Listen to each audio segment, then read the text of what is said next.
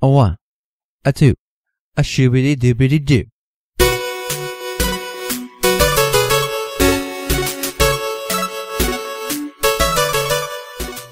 Oh, I'm tired. I was up till like 2:30 last night editing the last episode for yesterday. It was pretty bad. I finally went to bed at like 3. So that's fun. I'm tired today, so the news might be a little loopy. When I start seeing things, just, skip ahead a little bit. Yeah, so this episode we're going to be covering day 2 of Gamescom. See what type of news is coming out. Got some big stuff. Got a little bit of Blizzard news, which I'm going to be excited to talk about, and some other good things. So let's just jump right into it. Breaking news. Alright, first up on my top secret agenda is, we got some Mafia 3 news, which is exciting, cause I think I might start getting into this series. Not taking place. The new game is set in, 1968 in New Orleans, so that's awesome. The main character, or the main protagonist, his name is Lincoln Clay, and they said that he's half black and he's half white, which is going to be important to this story because, of course, during this time, things were a little racy and, so it's going to be kind of an edgy story, I guess. See how that turns out. Apparently the new protagonist, Clay, he grew up an orphan, and he was constantly looking for a family, and he finally found one when he joined the army during the Vietnam War. So that's where it's where he learned all of his, combat techniques or something. That'll be important to fighting in the game, I'm sure. The game takes place after the Italian mob was taken out. I'm assuming in the last game. I haven't played any of the Mafia games, so I'm not exactly sure. And it creates a power vacuum, which your character, Clay, is going to fill. And as a player, you have the choice to build your empire, choose lieutenants to serve you, and you have the choice to gain favor of some lieutenants, and they'll do stuff for you. Or you can decide, I don't like these people, and you can kick them out, essentially. Just off them, I guess. So that gives the players some cool choices over, what they're going to do with their empire. And, yeah, that's going to be cool. I'm pretty excited for the game. The trailer looks pretty cool. You were, throwing some guy in the swamp for the alligators to eat him. So, and they were playing some good music. The muscle car looked pretty good. And apparently this game has a really good physics engine, so apparently driving is going to be fun. That should be cool. So let's see. Up next, we have the game Unravel. I'm not too familiar with this. I think this is a sequel, but by the looks of it, it's kind of a platform game, and you play as a yarn doll. And as you progress through the level, you're leaving yarn behind you. So as you go, you have to find more yarn so you don't run out. And you can use the yarn to your advantage. You can create yarn bridges to move objects. It's very physics based. The designer said that they base the game in reality as much as they can. And they said there's a little magic, but it's very reality based with that physics engine. And apparently it's a real tearjerker because it's based off, it's not based off, it's inspired by the creators. His name is Martin Solin. It's based off his memories of going to the coasts of, I think, Ireland or, I think it was Ireland. It's some European country, whatever. And it's based off his memories, so I think it's very personal to him, and that's gonna, if you cry easily, this game's for you. Let's see what's going on next. Just blazing through. We got a lot of news today, so I'm just kind of blazing through it. And again, when Taff gets back, we're gonna talk about everything more. We got some Overwatch news. That's exciting. We got a new character revealed. If you don't know, Overwatch is Blizzard Entertainment's like a first-person shooter. It reminds me of Team Fortress. So that's the kind of feel, I guess, I've been getting from it. We have a new character. His name is Lucio. He has sound powers. Blizzard classified him as a DJ and freedom fighter whose music became a symbol for positive social change. So he sounds kind of silly in my opinion. He has a sound gun. He's a support class.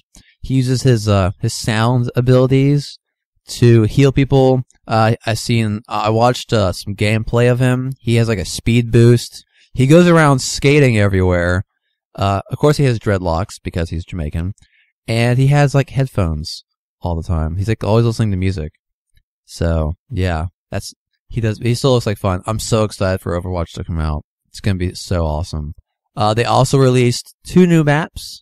One called Volskia Industries, which totally looks Russian. It's total Russian theme there. And also a map called Numbani, which looks like a futuristic city, I guess. Everything is all pointy and smooth, and there's like railroads like rails everywhere for trains or something. So it looks pretty cool. And it all looks really pretty. They have hover cars in it, so it's like obviously futuristic. One of them has it's called Coffee Aromo, and like coffee spelled Kofi, which looks pretty funny. I don't know. I thought it was funny for some reason, but I have a silly sense of humor.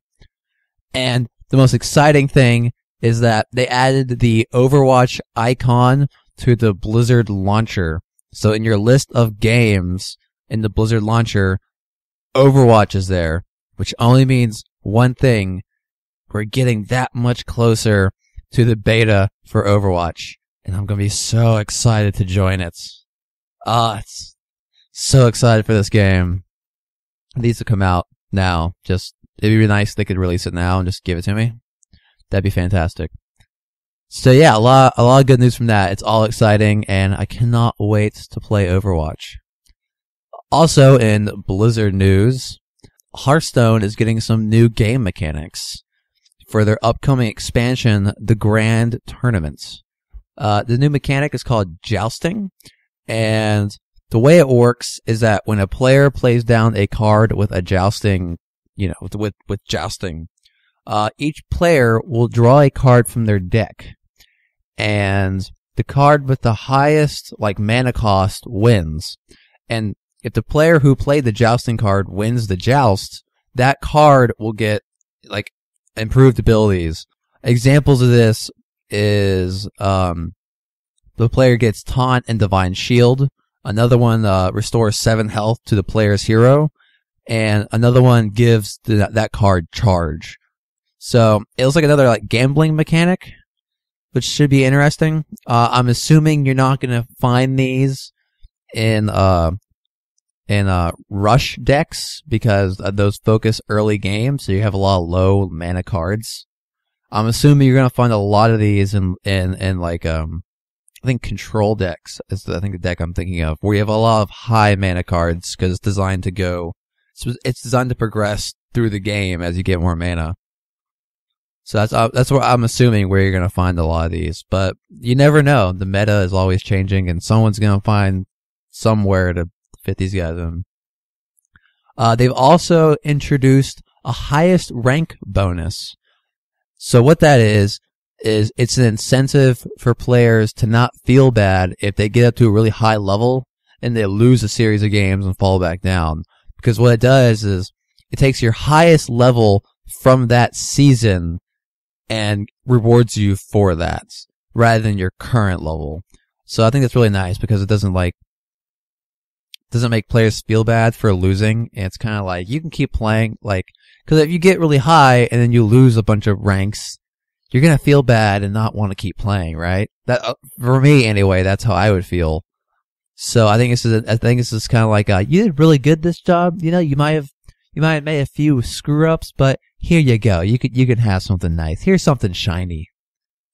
Examples of this is, card backs, some gold cards, and arcane dust are some examples of things players could get from highest rank bonuses. Let's see. I think that's it. I've really been enjoying Hearthstone lately. The Tavern Brawl. So up next is Elite Dangerous. This game looks awesome. It's gigantic. It's a shooting, trading, exploration sim, but they're getting some new content, including it's called the CQC expansion, or Close Quarter Combat. They announced at Gamescom that they are backing up on their statement that it's going to be an Xbox One exclusive, and will now be launching on Windows, Mac, Xbox One simultaneously, rather than just on the Xbox One. But shortly after that comes out, there'll be a free expansion called Ships, which focuses on more ships in the game, and will add about 10 ships, making a total of 30 ships in the game currently. Some of these include the Imperial Eagle, Federal Corvette. Those are just names dropped during the conference, I think. And some of them look pretty sweet. They look like stealth ships, like all black, and they look pretty cool. I'm excited for this game. I haven't picked it up yet, but I want to because it looks like fun, and I like space stuff because I'm nerdy. Anyway, and then the big thing is the first major paid update to the game is going to be called Horizons, for a price of $60, which is like a whole nother game, because I'm assuming the original game's also going to be $60.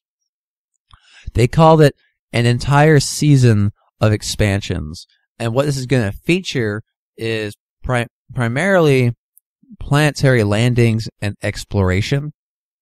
So I'm assuming you're going to be able to land on planets, find resources, because it's that trading aspect of the game. You're going to be able to harvest things and then go to a spaceport and trade them for money or resources and upgrade your ship or whatever, which is going to be pretty cool. And I think maybe they're competing with No Man's Sky a little bit. The games are completely different, but the same way, they're really the same because it's very exploration-y. You know, you can do whatever you want, really. And I think Elite Dangerous is a bit more realistic looking compared to No Man's Sky, but No Man's Sky is pretty darn big, so we'll see how that comes out. But I mean, like, No Man's Sky there's so much hype for that game. It's going to be insane. I'm so excited for that. And then later on, more content will be added to the Horizons expansion with a new loot and crafting system, as they said.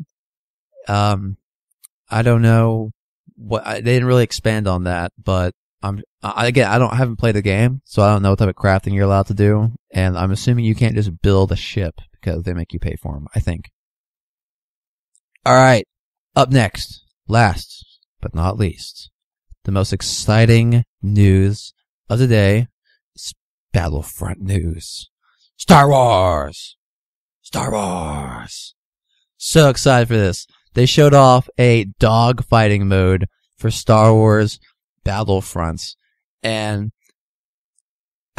I guess this is replacing space battles. As we talked about last week with Taft, there's no space battles for Battlefront, so this might be what they're replacing it with.